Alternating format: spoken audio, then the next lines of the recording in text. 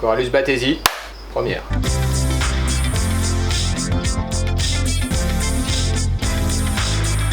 Dans les boïdés, il y a un animal mythique, c'est le boa canin. Mais le boa canin, il a un vrai défaut. Non, il en a deux en fait. Son premier défaut, c'est d'être faune de Guyane. Le deuxième, c'est d'être super chiatique à élever. Ouais. Et en fait, il y a une option un peu coûteuse, mais il y a une option, c'est le Corallus battesi. Le Corallus battesi, c'est un animal qui était anciennement nommé Corallus caninus, mais forme du Brésil.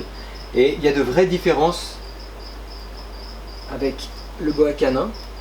La première différence, c'est que généralement, le battesi est calme, ce qui est plutôt sympa. Il est plus grand à taille adulte et surtout il n'a pas du tout les défauts de son cousin, à savoir une réelle difficulté d'élevage. C'est un animal qui est facile à élever. Il est relativement zen. Ouais. Ah non, il n'y a aucun problème. C'est un mâle adulte, les femelles peuvent faire plus de 2 mètres. Et il y a des éleveurs maintenant qui ont sélectionné des lignées qui s'appellent Snowflake ou fil barbelé et qui ont des dessins avec énormément de blanc. Ça coûte jusqu'à 7 000 $ pour un spécimen exceptionnel. Ouais. Là, ça vaut déjà 2800 €. Hein. Wow. Ouais, donc ça, c'est le défaut du battesi. Ouais. C'est très très difficile à trouver, vraiment très difficile à trouver. Et il y a presque des listes d'attente, mais ouais. On reçoit un petit kiff avec ça.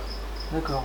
Mais au niveau détermination, je veux dire, si on a un contrôle...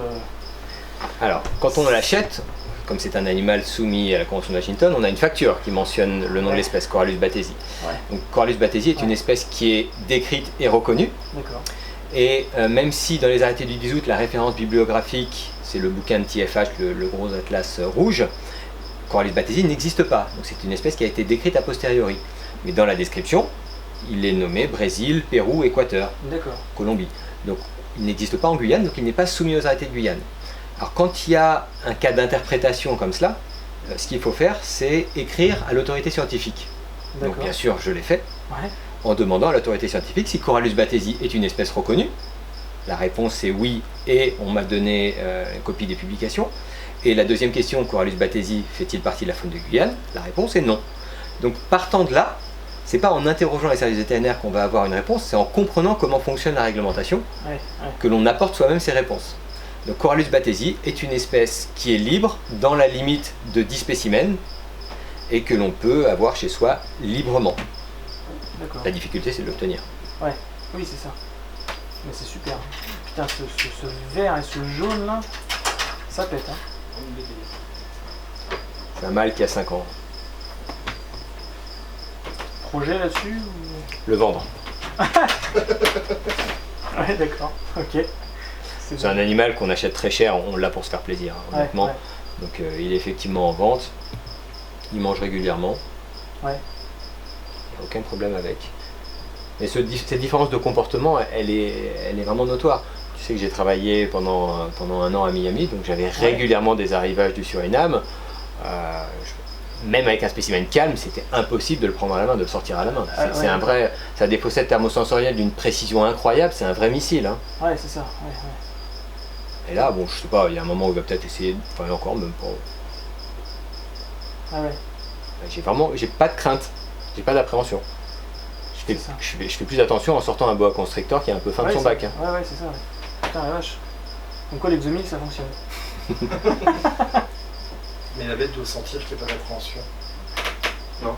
Non. Non, ça sent pas par rapport à au pouls. L'animal ressent la façon dont on l'approche, mais ça dépend aussi de son caractère et son comportement. Ouais. Si l'animal est effectivement craintif, on peut le tranquilliser, mais c'est que ça. Si l'animal est agressif par nature, il y a des choses qu'on ne peut pas faire. Ouais. Comme le réticulé que tu m'as mis dans les mains l'autre fois.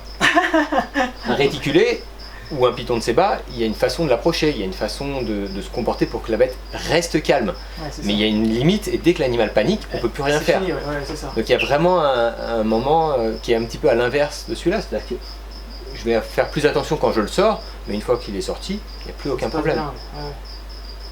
Et comme c'est pas une espèce vraiment morphale, on le nourrit 2 fois par mois maximum, sur ces animaux arboricoles, il faut vraiment les laisser tranquilles. Donc il n'y a pas de... il n'y a jamais eu d'attaque. D'accord. très joli en tout cas. Magnifique, ouais. Merci Karim. Merci.